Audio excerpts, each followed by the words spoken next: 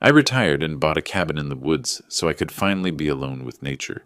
No noise, no people, just the wind in the treetops. Then my son-in-law called and said, "My parents are moving in with you. If you don't like it, come back to the city." I didn't say anything, but I left a surprise that would turn their lives upside down. Before we continue, please subscribe to the channel and write in the comments what time it is where you are now. The keys felt heavier than they should have. I stood in Rebecca Marsh's real estate office in Cody, holding them while she stapled documents I'd already forgotten. Outside the window, March wind pushed tumbleweeds across the parking lot. "Congratulations, Mr. Nelson." Rebecca smiled like she'd handed me the world. Maybe she had. "You're officially a property owner in Park County." The cashier's check, $185,000, had left my account that morning. 40 years of overtime shifts, skip vacations, pack lunches. 4 decades compressed into 6 figures, now converted into 800 square feet of timber and solitude, 12 miles from civilization. "Thank you." I pocketed the keys and shook her hand. My fingers were steadier than I expected. The drive from her office took me west on Highway 14, then north onto roads that grew narrower with each turn. Pavement became gravel.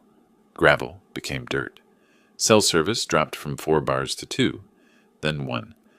I stopped at a general store and bought coffee, bread, eggs, butter. The clerk asked if I was visiting. "Living," I said. She nodded like I'd said something wise. The final 2 miles climbed through pine forest so thick the afternoon sun barely penetrated. When the cabin appeared in its clearing, I pulled over and cut the engine. Elk, 4 of them, grazed 50 yards beyond the porch. They raised their heads, studied my truck, then resumed eating. One flicked an ear at a fly. I sat there for 5 minutes, watching them. No honking, no sirens, no voices bleeding through apartment walls. The cabin was exactly as the photos promised. Weathered cedar logs, green metal roof, stone chimney. Small, yes, but mine. I unlocked the door and stepped inside. The air smelled like pine sap and old wood smoke. 1 main room with a kitchenette, a bedroom barely large enough for a double bed, a bathroom with a shower stall I'd have to enter sideways. Perfect. I unloaded the truck slowly, methodically, tools on the pegboard above the workbench, hammer, wrenches, handsaw, each in its designated spot. Books stacked on the shelf by subject. History, engineering manuals. 3 novels I'd been meaning to read for a decade.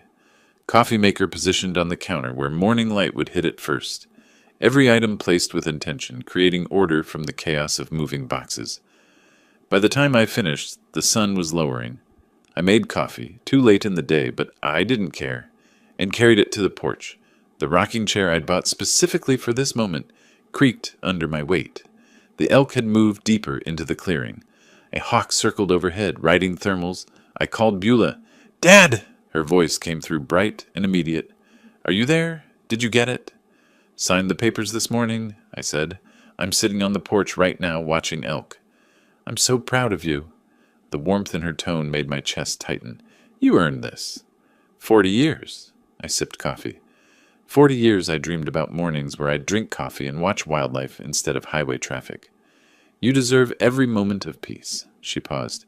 "Cornelius has been so stressed with work lately. Sometimes I forget what peaceful even looks like." Something in the way she said it made me pause. "Everything okay?" "Oh, fine. You know how it is. Middle management pressures." She laughed, but it sounded thin. "When can I visit?" "Anytime, honey. You know that." We talked for another 10 minutes. Her students, her garden plans, safe topics. When we hung up, I sat watching the sun paint the mountains orange and purple. The coffee had gone cold, but I drank it anyway. The phone rang an hour later. My parents lost their house. Cornelius didn't bother with hello. His voice had the flat tone he used for conference calls. "They're moving in with you for a couple months until they find a place." My hand tightened on the armrest. "Wait. What?" "Cornelius, I just bought this place. It's barely... For a couple months, until they find something. I bought this place to be alone. I spent my entire retirement on... Then you should have stayed in Denver. Friday morning. I'll text you their arrival time." The line went dead. I sat there holding the phone, staring at the clearing where the elk had been. They'd moved on. Smart animals. My knuckles had gone white on the armrest. I forced myself to release it, flex my fingers. Breathe. Inside, I poured another coffee I didn't want and sat at the kitchen table.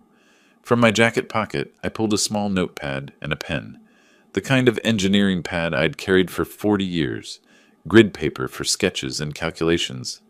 I started writing, not emotional venting. Questions, timeline estimates, resource assessments. The cabin keys sat on the table beside my notepad. An hour ago, they'd meant freedom. Now they meant something else entirely. I picked them up, felt their weight, set them down with deliberate care. 40 years I'd been the reasonable one, the peacemaker, the man who swallowed inconvenience to keep family peace. Not anymore. Dawn came through the kitchen windows and found me still at the table.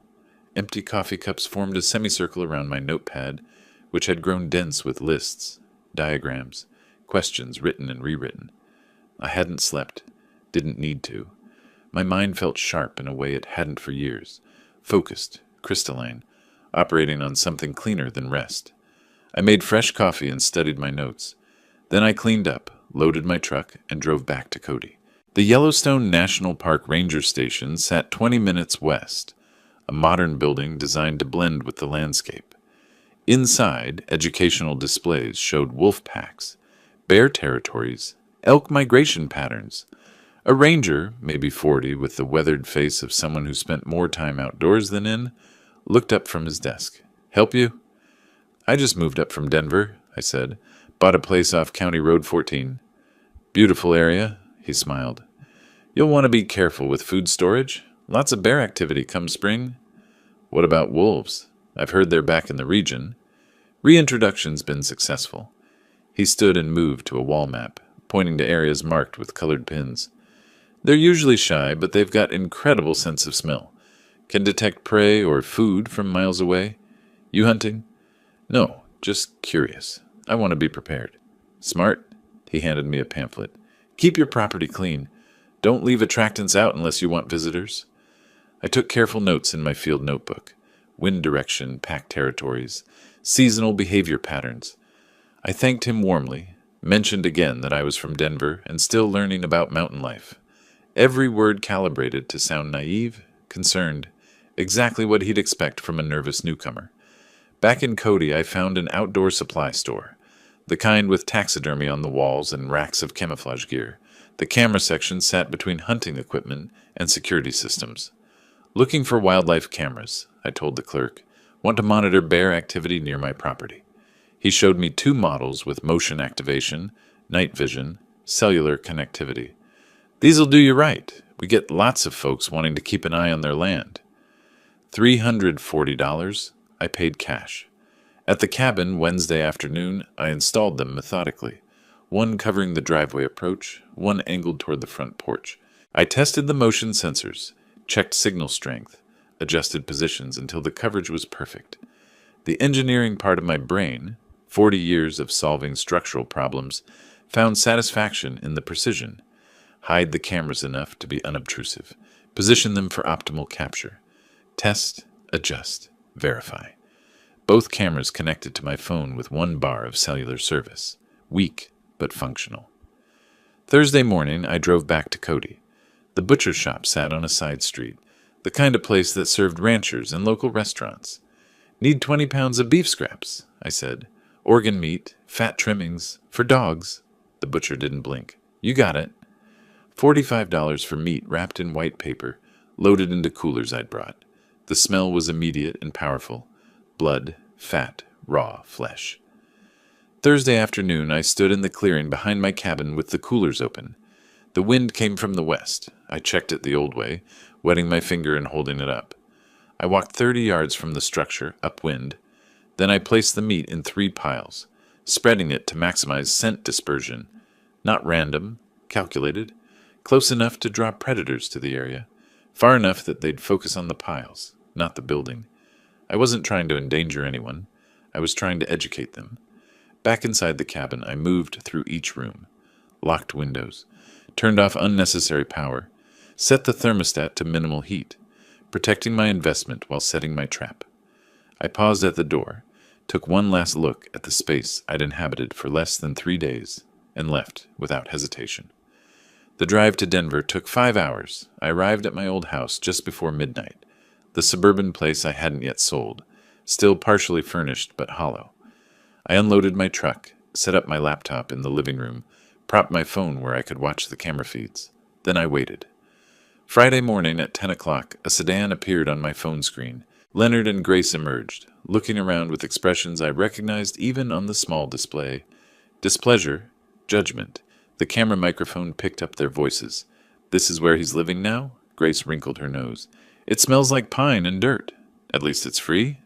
Leonard walked toward the cabin. "We'll stay a few months. Let Cornelius figure out the next step." "I don't see why we had to come all the way out." Grace stopped, froze. "Leonard! Wolves!" 3 shapes emerged from the northwest tree line, gray and brown, moving with cautious purpose toward the meat piles. Not aggressive, not interested in humans, just hungry. Leonard saw them, turned white. "Get in the car! Get in the car now!" They ran. Grace stumbled, recovered. Car doors slammed. The engine started and gravel sprayed as they reversed wildly, then accelerated down the driveway. The wolves, unbothered, continued toward the meat. I closed the laptop and picked up my coffee, took a slow sip. 20 minutes later, my phone rang. "What did you do?" Cornelius's voice had lost its businesslike edge. Now it was just fury. "My parents nearly got attacked." "I didn't do anything," I said calmly. "I warned you this property is in the wilderness. You set this up. You baited those animals." "Cornelius, I live in wolf country. Wolves live here. This is their home. Maybe you should have asked before assuming you could use mine. You're insane. You're going to what? Sue me because wildlife exists on my property? Good luck with that. This isn't over." "No," I said. "It's just beginning." I pressed end call, set the phone down deliberately, returned to my laptop and opened the footage again, watching the wolves finish the meat and disappear back into the forest. Outside my Denver window, the mountains rose in the distance. Somewhere up there, my cabin waited. I'd been planning defense. But sitting there, watching the recording one more time, I realized something had shifted. This wasn't about defense anymore. 2 weeks passed before Cornelius made his next move. I spent those days settling into the routine I'd imagined. Coffee on the porch at dawn, watching elk drift through the clearing, reading books I'd postponed for decades. But the peace felt conditional now, like standing on ice that might crack. I checked my phone more than I wanted to, kept the camera feeds open on my laptop, listened for vehicles on the dirt road. Mid-April brought warmer afternoons and the first serious wildflowers. I was splitting firewood when my phone rang. Beulah. "Dad, please!" Her voice broke on the second word. She was crying. Cornelius showed me the footage of the wolves. That could have been so much worse. I set down the axe and walked to the porch. "Beulah, honey, wolves live in these mountains. I didn't create that situation. I warned Cornelius this wasn't appropriate housing for his parents. But you knew they were coming. You could have done something to make it safer." The script was obvious. Every phrase sounded rehearsed, coached. My daughter turned into his messenger. "I bought this property for solitude," I said, keeping my voice level. "No one asked if I was willing to host guests, but I'm willing to meet with Leonard and Grace to discuss options." "You are?" Hope flooded her tone. "Really?" "I'll meet them in town. Neutral ground. We'll talk." After we hung up, I stood watching clouds move across the mountains. She genuinely believed she was helping. That made it worse. 2 days later, I drove to Cody for the meeting. I'd spent both evenings preparing, researching comparable rental prices for rural Wyoming properties, printing 3 copies of a standard short-term rental agreement, reviewing property law basics. I practiced my presentation in the truck mirror that morning, testing different phrasings until I found the right balance. Firm but not hostile. Clear but not cold. The Grizzly Peak Calf sat on Main Street, small and local. Wooden tables, landscape photographs on the walls, large windows facing the morning foot traffic. I arrived 15 minutes early and chose my position carefully. Table near the window, back to the wall, clear view of the entrance. Within range of the security camera I'd spotted above the register. I ordered black coffee and waited. Leonard and Grace arrived exactly on time. Cornelius must have driven them, probably parked nearby, coaching them on what to say. They walked in without ordering anything, sat down across from me like I'd summoned them to court. "Hello, Leonard. Grace, would you like coffee?" Leonard ignored the question. "Ray, this has gone on long enough. We need those keys. Today." "We're not here for coffee," Grace added. "We're here because family is supposed to help family." I pulled the rental agreement from my folder and slid it across the table. The paper made a soft sound against the wood. I aligned it perfectly with the table edge and tapped it once with my index finger. "I agree, which is why I've prepared a proposal." Leonard glanced down, then back up, his face reddening. "A rental agreement? You're charging us rent?" "Market rate for a furnished property in this area. $1,200 monthly. 6-month lease. Standard terms." "You want money from your own family?" His voice climbed. Other patrons glanced over. "From people who have nowhere to go?" Grace leaned forward, her expression wounded. "I never thought you were this kind of person, Ray. Greedy. Just plain greedy." I stood, collected my folder, and picked up my coffee cup to buss it. Habit, courtesy, the kind of gesture that separated me from people who expected to be served. "Then I guess we don't have an agreement. You'll need to find alternative housing. You can't just... Where are we supposed to..." Leonard half rose from his chair. "That's not my problem to solve. Good afternoon." I nodded to the barista on my way out. In the truck, I sat for a moment with my hands on the steering wheel, breathing steadily, letting the adrenaline settle. Then I started the engine and drove home. That evening, my phone became a weapon aimed at me from multiple directions. First call came around 6. Cousin Linda, someone I hadn't spoken to in 3 years. "Ray, it's Linda. I heard you've been having some difficulties." "Difficulties? From whom?" "Cornelius called me. He's worried about you. Said you're isolated in the mountains, acting strangely." The strategy revealed itself completely. He was building a narrative, planting seeds with every family member he could reach.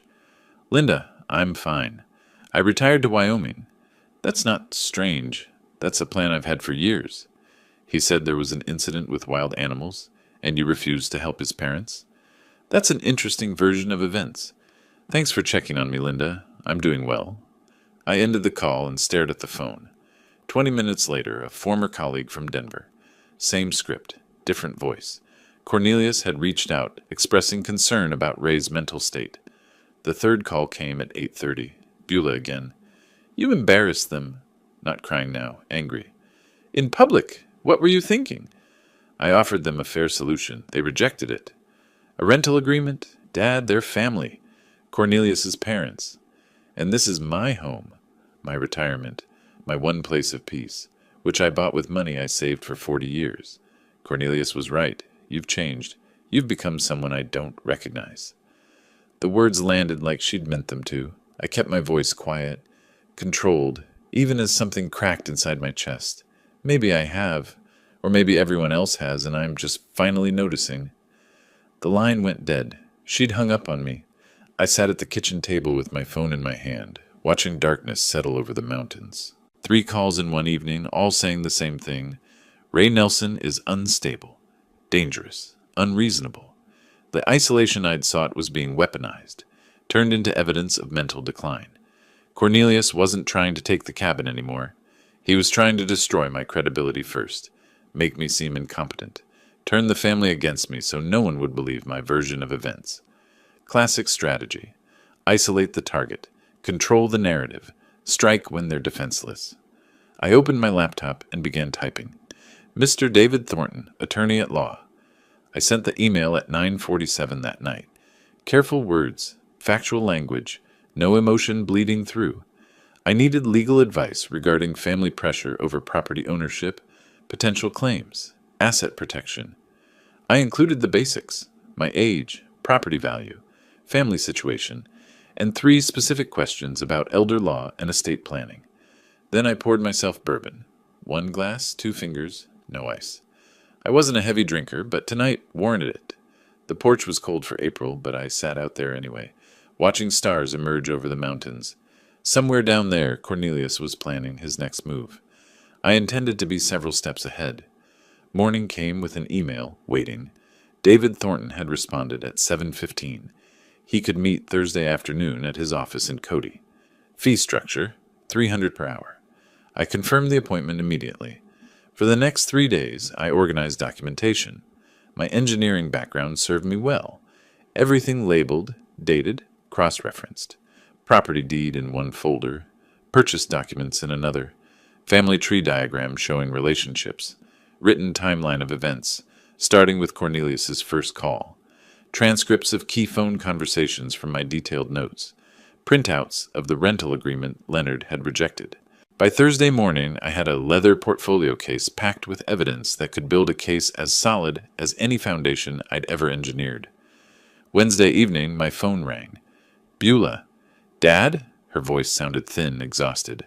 I'm sorry I yelled at you after the coffee shop thing. I'm exhausted. I understand, honey. This has been hard on everyone. Cornelius is so stressed. He's been trying to help his parents ever since Leonard lost all that money. I went very still. Lost money? What happened? Oh, you didn't know? Leonard was playing poker online. Lost $47,000 over 6 months. That's why they lost the house. It was mortgaged for the gambling debts. 47,000. The number hung in the air like smoke. That's a substantial amount.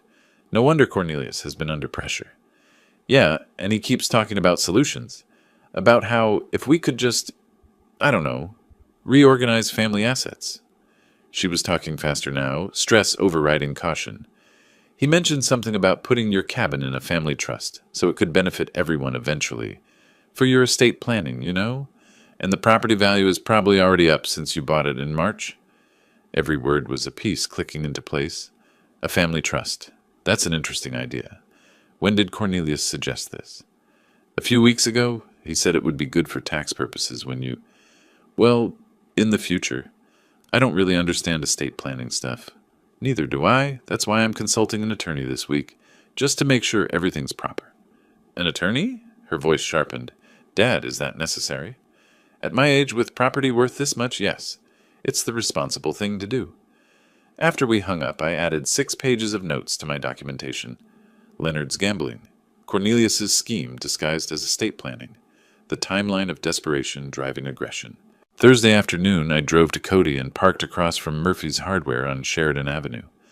Thornton's office occupied the 2nd floor, professional signage, steady foot traffic, well-maintained building. I watched for 5 minutes, assessing. Then I grabbed my portfolio and went inside. David Thornton was 50-something, Wyoming weathered, with the direct manner of someone who'd grown up on a ranch before law school changed his path. His office had wooden furniture, law books, framed degree from University of Wyoming, and a window overlooking Main Street. I presented my documentation in sequence: property papers, family diagram, timeline, evidence. Each document handed across at the appropriate moment. Thornton took notes, asked clarifying questions. I had answers prepared. Mr. Nelson, I have to say, this is the most organized intake I've seen in years. You've documented everything. 40 years in construction engineering. Documentation prevents disputes. In this case, it's going to protect you significantly. He leaned back, tapping his pen against the desk. Here's my assessment. Your son-in-law is attempting to establish grounds for claiming you're incompetent or need oversight. The smear campaign, the stories about dangerous behavior, these are preliminaries to a potential conservatorship claim. Conservatorship? Taking away my legal rights? It's a tactic, not always successful, but it can tie up your assets in court for months, while they argue you can't manage your affairs. The solution is to prove conclusively that you are managing your affairs competently, which is what we're doing right now. What's the next step? Revocable living trust with an independent trustee. I'll be frank, it'll cost about $2,400 in legal fees, but it makes you essentially untouchable. The trust owns the property, not you personally, so family pressure becomes legally meaningless. Do it? How soon can we have it ready? 2 weeks. I'll draft the documents. You'll review and sign. We'll record it properly. After that, your property is protected. The meeting lasted 90 minutes. When I left, the sun was lower, but I felt clearer than I had in weeks. Following Thornton's advice, I drove to the public library instead of going home. I chose a corner computer terminal, back to the wall, habit, and accessed Colorado property records. Public databases I'd navigated before during my engineering career. Building permits, property liens, easements. I entered Beulah and Cornelius's address and downloaded their mortgage history. The home equity line of credit hit me like cold water. $35,000. Dated 8 months ago. Single signature authorization, Cornelius's name only. I printed the documents with hands that didn't shake but wanted to, added them to my folder, drove back to the cabin in silence. That evening I called Thornton from the porch. "David, I've found something. My daughter's house has a $35,000 HELOC that she didn't know about. Taken out by her husband? Yes, 8 months ago. Colorado property records. Colorado allows single-spouse HELOCs under certain conditions, but hiding it from a spouse, that's a different matter. Has she discovered it yet? No. I'm not sure when or if I should tell her. That's not a legal question, Ray. That's a family question, but from a legal perspective, this information explains his motivation. He's likely using your cabin scheme to cover existing debts." After we hung up, I sat at my kitchen table and spread everything out. Attorney notes on the left, family communications in the center, financial discoveries on the right. Leonard's $47,000 gambling debt led to Cornelius's $35,000 HELOC to cover part of it, which led to financial pressure, which led to the scheme to acquire my cabin and eventually liquidate it for cash. Everything connected. I pulled out a legal pad and started drawing lines between related facts, circling key points, writing questions. Can Thornton investigate HELOC legality? Does Beulah have legal recourse? When to inform Beulah? How to protect her without alienating her further? My phone buzzed. Text from Thornton. "Trust documents ready Monday for review." I replied, "I'll be there." Then I made one final note at the bottom of my pad. Cornelius is cornered. Cornered animals attack. Prepare for escalation. 3 weeks later, on a Monday morning in early June, I drove to Thornton's office for the trust signing. The portfolio case beside me held 3 weeks of organized financial records, bank statements, retirement accounts, property appraisals, investment documentation. Everything consolidated, labeled, ready. Thornton's assistant had the documents waiting on the conference table. 43 pages total, each signature line flagged with a yellow tab. I read every page while Thornton answered emails at his desk, giving me time. The Revocable Living Trust designated him as independent trustee.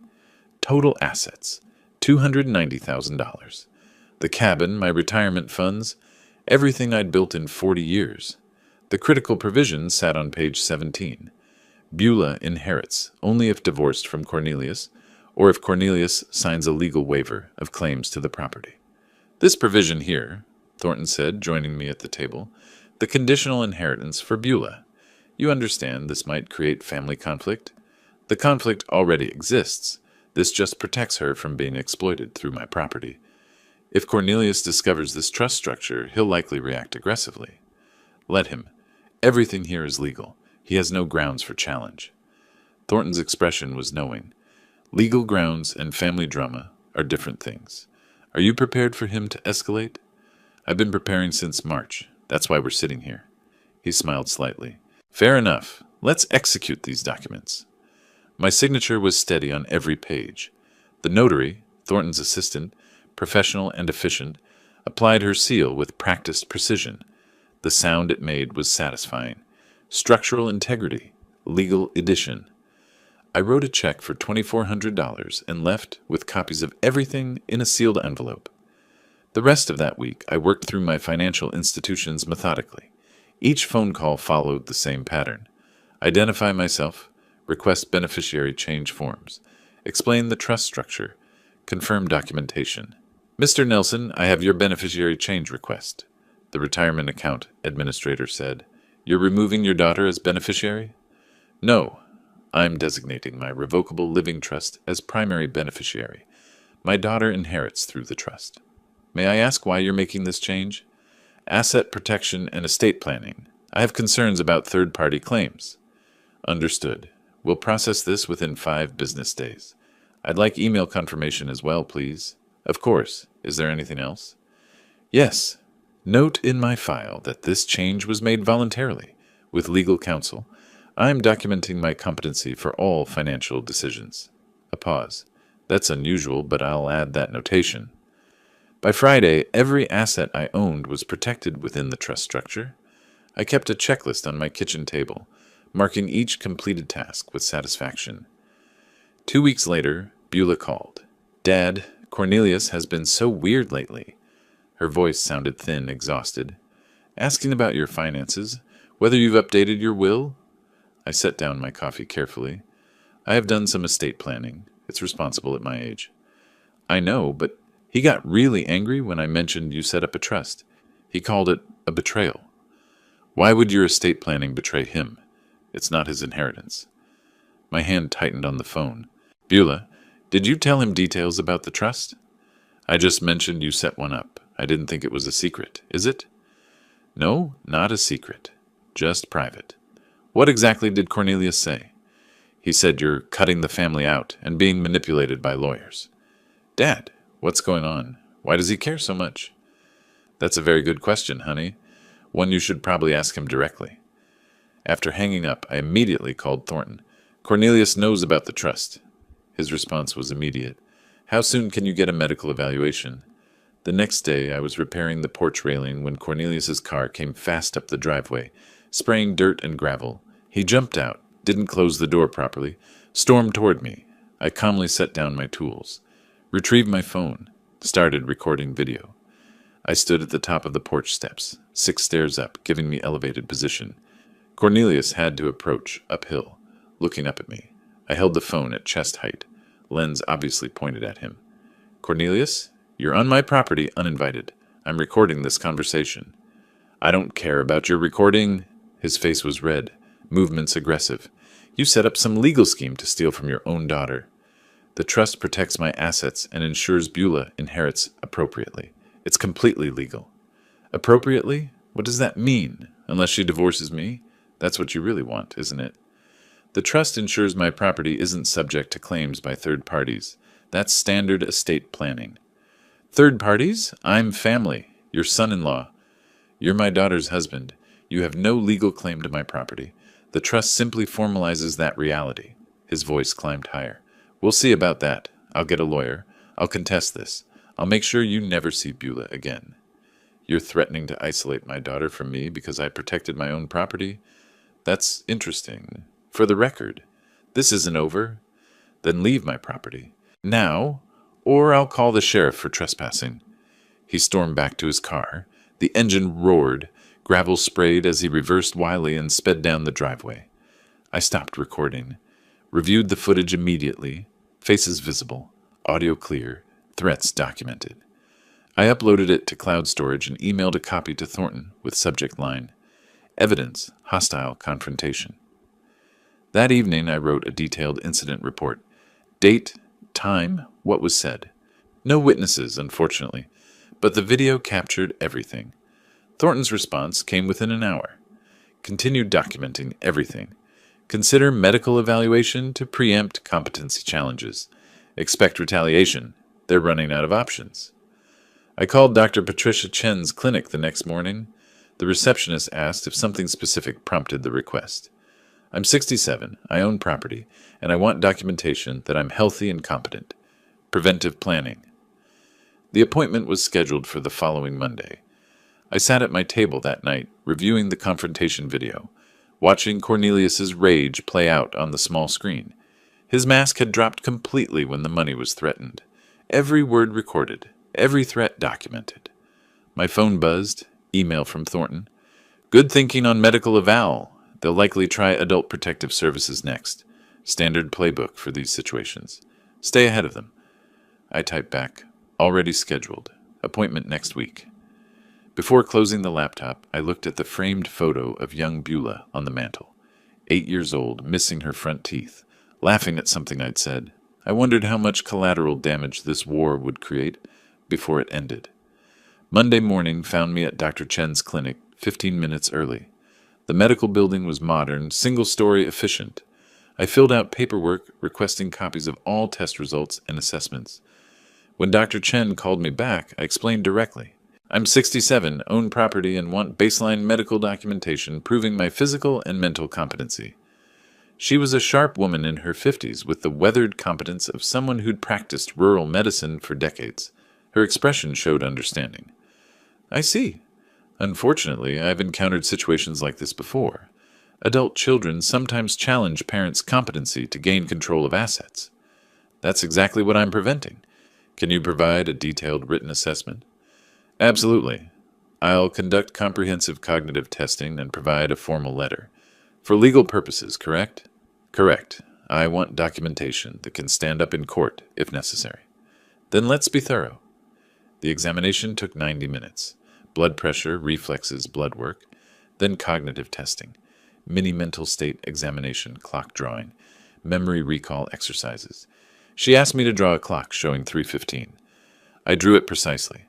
She asked me to remember 3 words, apple, table, penny, and recall them after 5 minutes. I remembered all 3. She asked me to count backward from 100 by sevens. I did so accurately. When finished, Dr. Chen typed notes at her computer, then printed a letter on clinic letterhead. Mr. Ray Nelson is mentally competent, physically healthy, fully capable of managing his own affairs and making independent decisions regarding his property and finances. Patient alert, oriented, cognitively intact. No signs of dementia, confusion, or diminished capacity. She signed it, applied the clinic stamp, handed me both the letter and copies of all test results. $240 for the extended evaluation. I paid by credit card, noting the transaction carefully for my records. 2 days later, I was in my workshop shed, organizing tools, when an unfamiliar sedan pulled up. A professional-looking woman in her 40s emerged, carrying a tablet and official folder. Mr. Nelson, I'm Margaret Willows from Adult Protective Services. I'm here regarding a complaint filed about your welfare. The flash of anger was immediate, but I kept my expression neutral. A complaint? By whom? I can't disclose that during my initial assessment. May I come inside? Of course. Would you like coffee? No, thank you. This is a standard welfare check. I led her inside, door held open. Transparency. I should tell you up front, I'm involved in a property dispute with family members. I suspect this complaint is part of that conflict, not genuine concern about my welfare. I appreciate your honesty. I'll conduct my assessment objectively. If the complaint is unfounded, I'll document that. Margaret walked through the cabin with her tablet, documenting everything. The kitchen was clean, organized, bills paid and filed systematically, refrigerator stocked with fresh food, bathroom tidy, bedroom orderly, no safety hazards, no signs of neglect or confusion. Do you have any difficulty managing daily tasks? Cooking, cleaning, paying bills? No difficulty at all. I've lived alone since retiring. I manage everything independently. The complaint mentions concerns about your mental state. Have you experienced memory problems, confusion, or difficulty making decisions? I retrieved the folder from my desk. I had a comprehensive medical evaluation 2 days ago specifically to address this concern. She read Dr. Chen's assessment carefully. This is very thorough and recent. Most people in your situation don't have current medical documentation. I anticipated false allegations. I wanted evidence ready. That's quite strategic thinking, Mr. Nelson. 40 years as an engineer, I believe in planning ahead. I also provided recent bank statements showing responsible financial management and copies of my trust documents proving sophisticated estate planning. Margaret took extensive notes. Her professional demeanor remained neutral, but I recognized the pattern in her questions. She'd seen this before. Family exploitation disguised as concern. 3 days later, Attorney Thornton obtained copies of the official complaint through legal channels. I read it at my kitchen table, slowly, completely, multiple times.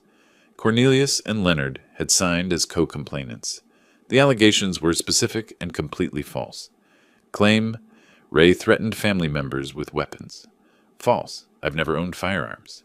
Claim, exhibits paranoid behavior, including security cameras everywhere. The cameras exist for legitimate property protection after actual threats. Claim, refuses medical care. False, I'd just completed comprehensive evaluation. Claim, struggles with basic tasks, and makes irrational financial decisions. The trust was sophisticated planning, not irrational. Grace provided a supporting statement claiming I endangered them with wild animals. The wolf incident from March, now twisted into evidence of incompetence. The complaint requested mandatory psychiatric evaluation and possible conservatorship proceedings. My jaw tightened as I read. My knuckles went white gripping the pages. They weren't just attacking my property anymore. They were attacking my autonomy, my competency, my freedom. This was war. 10 days after Margaret's visit, official notification arrived. Adult Protective Services case closed. Complaint determined unfounded. Margaret's report stated clearly, subject is competent, living independently and safely, no evidence of exploitation, neglect, or diminished capacity. Recent medical evaluation confirms cognitive and physical health. Complaint appears motivated by family property dispute, rather than genuine welfare concerns. No further action warranted. I created a new folder labeled APS False Complaint, Evidence, and filed everything systematically. The original complaint with false allegations, Margaret's assessment report, case closure letter, my medical evaluation, photographs of my well-maintained cabin, my written rebuttal to each false claim with supporting evidence. The folder joined the growing collection on my shelf. I was building a comprehensive case file. My phone rang. Thornton. Ray, I found something. Leonard and Grace have been using your cabin address for something. Public records show mail being sent there in their names. This could be mail fraud or identity theft. We need to investigate immediately. I looked out the window at the mailbox by the road. I hadn't thought to check for mail addressed to people who don't live here. I'm heading there now. I grabbed my truck keys, wondering what else I was about to discover. I grabbed my keys and drove down the long driveway to the mailbox. Quarter-mile of dirt road, dust rising behind the truck in the late afternoon heat. August in Wyoming made the air shimmer above the ground. The mailbox was standard aluminum on a weathered post, surrounded by tall grass. I pulled on gloves before opening it. Didn't want my fingerprints on mail that wasn't mine. 3 envelopes, all addressed to Leonard Harrison or Grace Harrison at my cabin address. Wyoming Department of Family Services, First Mountain Credit Union, Social Security Administration. I photographed each envelope carefully with my phone, front, back, postmarks visible, dates clear. Then I placed them in a plastic evidence bag I'd brought specifically for this purpose and drove back to the cabin. Thornton answered on the first ring. Ray, I found something significant. Leonard and Grace have been using your address for official correspondence. For what purpose? Benefits fraud, possibly. They're receiving mail from Wyoming Social Services, and they've opened a bank account using your cabin address, but your camera footage proves they don't live there. That's a federal crime, isn't it? Mail fraud, benefits fraud, potentially identity theft if they claim to have your permission. We're talking years in federal prison if prosecuted. I looked at the evidence bag on my kitchen table. Then we report it. I'm not covering for criminals just because they're related to my son-in-law. Understood. I'll prepare the evidence package and contact the U.S. Attorney's Office. Ray, this changes everything. Once federal charges are filed, their credibility is destroyed. Good. Maybe they'll finally face consequences for their actions. The next week moved quickly. I compiled evidence with the same precision I'd brought to 40 years of engineering projects. Security camera footage showing Leonard and Grace's single brief visit in May, utility bills proving no additional occupants, the mail records, my sworn statement that I never gave permission to use my address. Thornton forwarded everything to Assistant U.S. Attorney James Morrison in the Economic Crimes Division. Morrison called me 3 days later. Mr. Nelson, Attorney Thornton provided compelling evidence of benefits fraud using your property address. I never gave permission for them to use my address. I have camera footage proving they don't live here. I've reviewed the footage. It's clear they visited once briefly and never returned. How long has mail been arriving in their names? Based on postmarks, at least 6 weeks. That establishes pattern. Combined with benefits applications claiming Wyoming residency, we have sufficient evidence for federal investigation. I'll be frank, this will likely result in criminal charges. I'm not trying to ruin their lives, but I won't allow my property to be used for fraud. You're doing the right thing by reporting this. We'll handle it from here." While Thornton investigated Leonard and Grace's fraud, he discovered something else in Colorado public records. Cornelius and Beulah's home had 3 missed mortgage payments, $8,400 in arrears. Notice of default filed. First step toward foreclosure. "Ray, this explains his desperation," Thornton said when he called. "He was counting on your cabin to solve his financial crisis. When your trust blocked that plan, he had no backup." I sat at my kitchen table, processing this.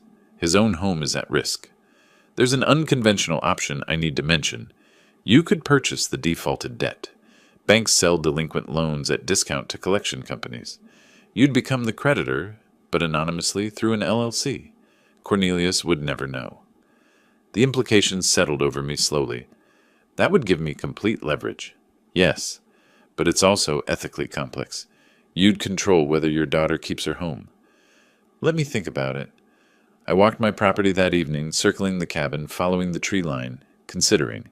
If I bought the debt, I'd control Cornelius's future. That was power I'd never wanted. But if the bank foreclosed, Beulah would lose her home. She was innocent in all this. The next morning, I called Thornton. "Do it. Buy the debt.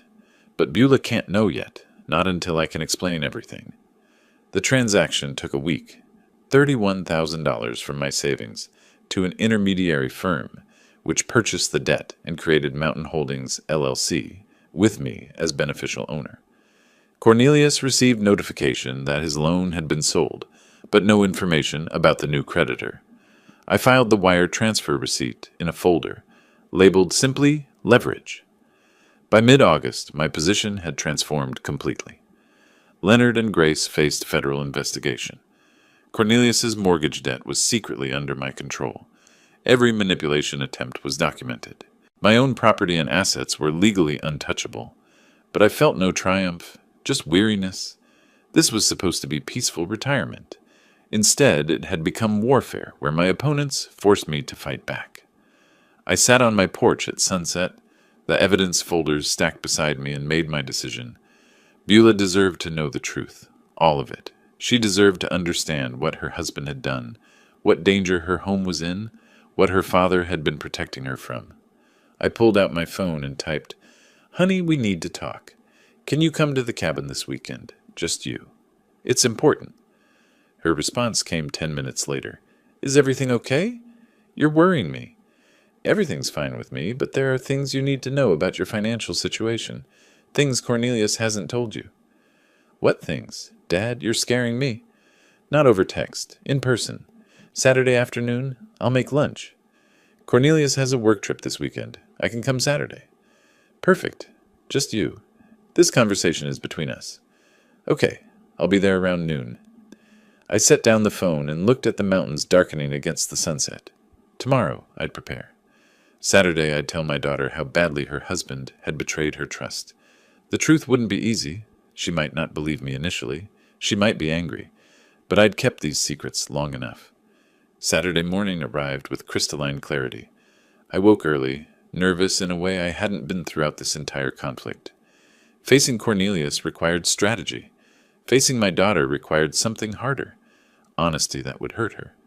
I cleaned the cabin. Already clean, but I needed activity. Prepared chicken salad for sandwiches, her childhood favorite. Organized the evidence folder on the kitchen table where she'd sit. Her sedan appeared around 11:30, dust trailing behind on the driveway. She emerged looking tired, worried. I met her on the porch and hugged her. She was tense. We started with coffee and small talk, her teaching job, the weather, anything but the real conversation. But the folder on the table kept drawing her eyes. Finally, "Dad, what's going on? Your text scared me." I took a breath. "Honey, there are things about your financial situation that Cornelius hasn't told you. Serious things." She laughed nervously. "What? Did he forget to pay a credit card bill? He sometimes gets distracted." "Your house is in foreclosure. 3 months of missed mortgage payments. The bank was about to take your home." Her face drained of color. "That's not possible. We pay the mortgage. Cornelius handles it online every month." "That's what he told you. Here's what actually happened." I slid the notice of default across the table. She read it slowly, hands beginning to shake.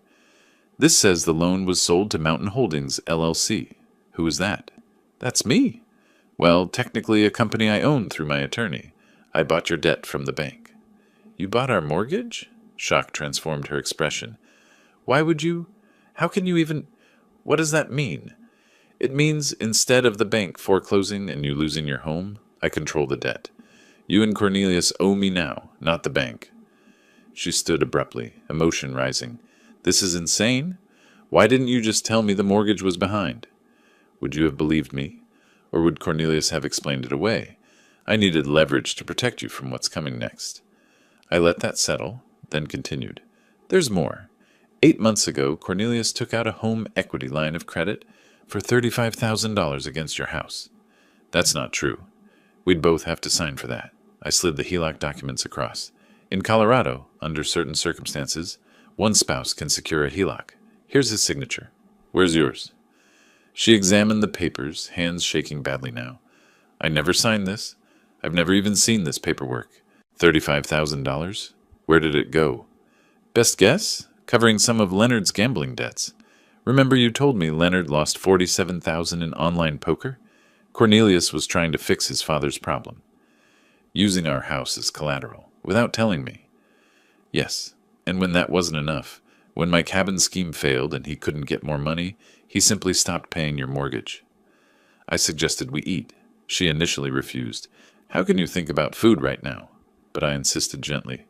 We needed a break before the next revelations. The sandwiches tasted like dust, but we ate anyway. Afterward, I showed her the rest. Systematically. Chronologically. The recording of Cornelius's threatening confrontation on my porch. The APS false complaint where he tried to have me declared incompetent. Leonard and Grace's federal mail fraud using my address. Each piece of evidence carefully presented with dates and context. She listened, initially defensive. Cornelius wouldn't do that. Then doubtful. Are you sure these documents are real? Finally, as the evidence became overwhelming, devastated. When I showed her the APS complaint, where her husband tried to have her father's legal rights taken away, she broke. Not gentle tears, wrenching sobs that shook her shoulders. I let her cry, didn't offer platitudes, just sat present. When she could speak, it was through tears. How long have you known? Pieces since May, everything since July. She looked at me with hurt and anger. Months? You've known for months that my marriage is a lie, that I'm in financial danger, and you didn't tell me? I met her eyes. If I'd told you in May with no proof, would you have believed me? Or would Cornelius have convinced you I was paranoid, vindictive, exactly what he was already saying? Her voice dropped, quieter, knowing I was right. I don't know. Probably not. That's why I waited. That's why I gathered evidence. So you'd know the truth was real, not just your father's opinion. I refilled her coffee, pushed the sugar bowl toward her. She liked it very sweet when stressed. A detail from childhood. Eventually, I had to present the choice. You have a decision to make, and you need to make it soon. What decision? Stay with Cornelius or leave him. I won't make that choice for you. How can I possibly decide that right now? You have until the end of August. That's about a week. Because federal agents are going to arrest Leonard and Grace within 2 weeks for fraud. When that happens, everything becomes public. Cornelius will be questioned. Your marriage will be news in a town small enough that everyone knows everyone. She was overwhelmed. This is too much. I can't think. If you leave Cornelius, file for divorce, protect yourself legally, I'll forgive the mortgage debt on your house. You'll own it free and clear. I will help you rebuild. You're bribing me to leave my husband. I'm offering you a lifeline. Whether you take it is your choice. But understand, if you stay with him, I can't protect you from what's coming. Hours later, she gathered her things exhausted. I walked her to her car carrying a folder of document copies. Before getting in, she turned. Did you ever think about what this would do to me, knowing all this? Every single day since I found out. That's why I built such a strong case. So you'd know I wasn't exaggerating. I don't know if I can forgive you for waiting so long. I understand, but I'd rather have you angry at me for waiting than destroyed, because you didn't know in time to protect yourself. I need time to think. You have a week. After that, everything moves forward, with you or without you. She looked at me with exhausted eyes. I don't know who to trust anymore. Trust the documents. They don't lie. People do. She drove away without looking back. I stood in the driveway watching until her car disappeared, wondering if I'd just lost my daughter or saved her. 5 days later, Wednesday morning, I was drinking coffee on the porch when my phone rang. Thornton, it's happening now. Federal agents are executing arrest warrants for Leonard and Grace in Colorado. Thought you should know. I set down my coffee carefully, not celebrating, just acknowledging. Thank you for telling me. An hour passed. Then my phone rang again. Beulah, her voice shaken. Dad, Cornelius just got a call. His parents were arrested by federal agents. Something about fraud. Were you involved in this? I took a breath. I reported crimes to the proper authorities. What happened after that was the justice system doing its job. Long silence. Then quietly, I need to call you back. The line went dead.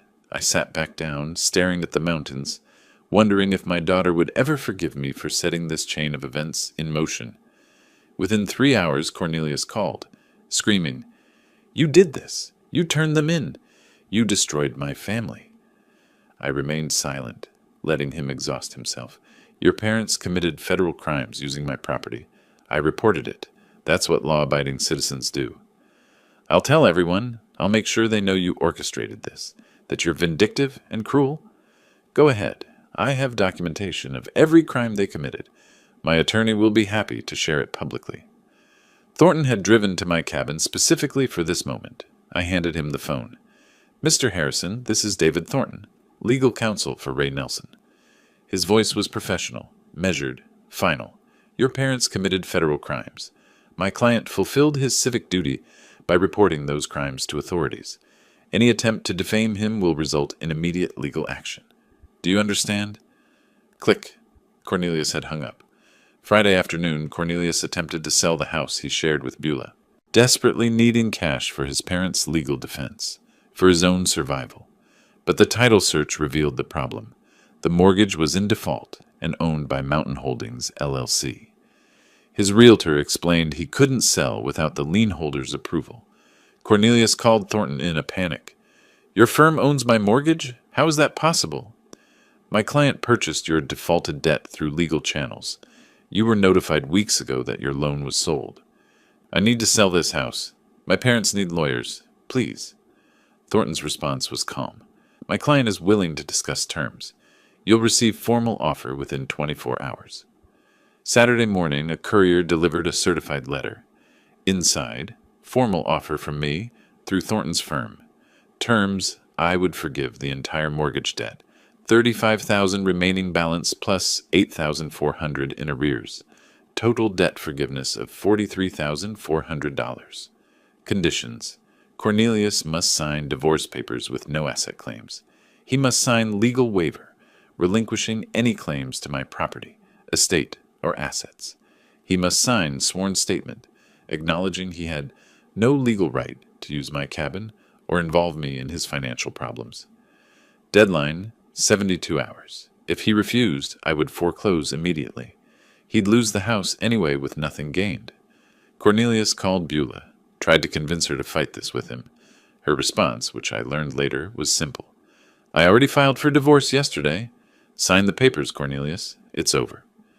Monday morning, Cornelius appeared at Thornton's office. Thornton described him later. Disheveled, unshaven, dark circles under his eyes, hands shaking. He signed every document. Divorce agreement, property waiver, sworn statement. When it was done, he asked quietly, "Can I at least keep the house?" Thornton's response was matter of fact.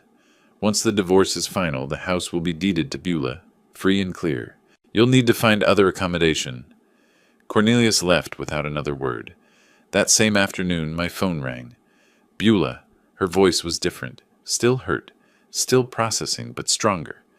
Dad, I signed the divorce papers. I'm leaving him. I can't stay in that house. Too many memories.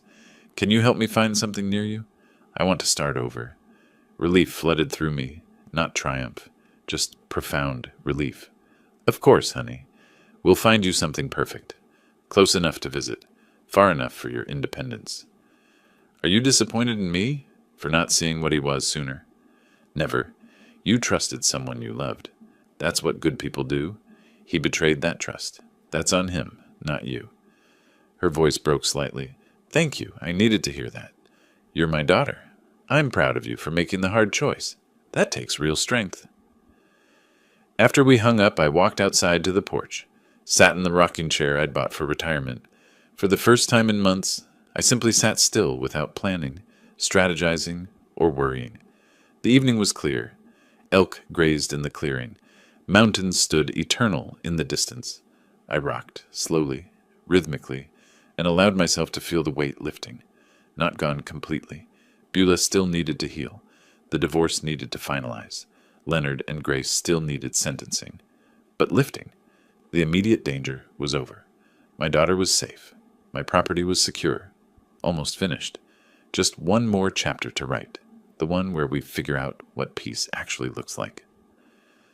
2 weeks later, I sat in a federal courtroom in Cheyenne, Wyoming, attending Leonard and Grace's sentencing hearing. I didn't have to be there. The prosecutor didn't require my presence, but I needed to see this through to the end. Leonard and Grace stood before the judge, looking diminished in their federal court attire. Their attorney had negotiated a plea deal, guilty pleas to reduced charges in exchange for lighter sentences. The judge reviewed their criminal history, none, and their ages, then the evidence of their guilt, which was overwhelming. "Mr. and Mrs. Harrison, you've pleaded guilty to benefits fraud. The court accepts your plea agreement." The judge's voice was firm. "I want to be clear about the severity of your actions. You exploited systems designed to help citizens in genuine need." "Yes, Your Honor," Leonard said quietly. 2 years supervised probation, $45,000 in restitution and fines, permanent ban from federal and Wyoming state benefit programs. You'll report monthly. Any violation results in immediate imprisonment. Do you understand?" "Yes, Your Honor," they said in unison. "You're fortunate to avoid prison. Don't squander this opportunity. Dismissed." As I left the courthouse, Leonard caught my eye across the lobby, a moment of mutual recognition. He looked away first, defeated. I felt no triumph, only closure. Beulah told me later that Cornelius moved to a small efficiency apartment in a cheaper area of Denver. He took minimal belongings, whatever fit in his car. "I saw him one final time when he came for his things," she said. "He looked like a stranger, not angry, just empty. He signed the final divorce papers without a word and left." The divorce was finalized by mid-September. Beulah legally resumed her maiden name, Beulah Nelson. With my help, she found a small 2-bedroom house in Cody, about 15 minutes from my cabin. It was modest but charming. Older construction, needed updates, but had good bones and a view of the Absaroka Mountains. I provided the down payment as a gift. Beulah secured a mortgage for the remainder using her teaching income and her own excellent credit. She also landed a 3rd-grade position at Cody Elementary, starting immediately. I helped her move in, spending a weekend painting rooms and assembling furniture. Simple work, but profoundly meaningful, rebuilding our relationship through practical acts of service. Healing wasn't linear for Beulah. Some days she was optimistic about her fresh start. Other days she was angry, at Cornelius, at herself, even at me for not telling her earlier. I listened without defending myself, understanding she needed to process complex grief. We fell into a routine, Sunday dinners together, alternating between her place and mine. During one dinner, while we chopped vegetables together in her new kitchen, she asked, "Do you think I'll ever trust anyone again? Ever want to remarry?" I set down my knife. "Honestly, I don't know. But that's okay. Trust isn't something you're supposed to give freely to everyone. It's earned, slowly, through consistent actions over time. Anyone worth having in your life will understand that." She smiled, small but genuine. "When did you get so wise?" "I'm not wise. I'm just old enough to have made mistakes and learned from them." On a crisp late September evening, Beulah drove to my cabin for dinner. We cooked together, nothing fancy, just spaghetti and salad, and ate on the porch despite the cooling weather. As the sun set, painting the mountains in orange and gold, a small herd of elk emerged from the tree line to graze in my clearing. We sat in matching rocking chairs. I'd bought a second one after she moved nearby, and watched in comfortable silence. Then Beulah said quietly, "Thank you, Dad, for everything, for fighting for me even when I didn't understand it, for being patient while I figured things out. Emotion tightened my throat. You don't need to thank me. You're my daughter. I'll always fight for you. I know, but I want to. You could have walked away, protected just yourself. You didn't. That was never an option. Family means we protect each other, even when it's hard. I'm sorry I didn't believe you sooner. Don't apologize for being loyal to your marriage. That speaks well of you. She smiled, genuinely smiled, for the first time in months. Look at that big bull elk. He's magnificent. That's my favorite. I see him almost every evening. I smiled back. Welcome to the neighborhood, honey. You'll get to know all the regular visitors. I already love it here. This feels like home. It is home, for both of us now. Later, after Beulah drove away, I remained on the porch, rocking slowly, watching the last light fade from the sky. I thought back to March, buying this cabin filled with hope for peaceful retirement, then having that peace threatened by Cornelius's ultimatum. The journey from March to September felt like years, but I navigated it without losing myself, without becoming cruel, without abandoning my values. I protected what mattered using law and strategy instead of retaliation and anger. My daughter was safe, building a new life nearby. My property was secure, my autonomy intact. The antagonists faced appropriate consequences but weren't destroyed beyond recovery. They could rebuild if they chose better paths. As stars appeared above the mountains, I allowed myself a small smile. This is what I'd wanted all along. Quiet evenings, wildlife, mountain air, and now, my daughter close enough to share it with. Not the retirement I'd planned, but better, because it was earned through integrity rather than luck. I stood, stretched my back. I wasn't young after all, and walked inside to call Beulah, just to say goodnight, just because I could, just because she was there and we were okay. The cabin door closed softly. The mountains stood silent, witness. Peace, hard won and deeply appreciated, settled over the property, like the September night. If you like this story, please like this video, subscribe to the channel, and share your impressions of this story in the comments. To listen to the next story, click on the box on the left. Thank you for watching.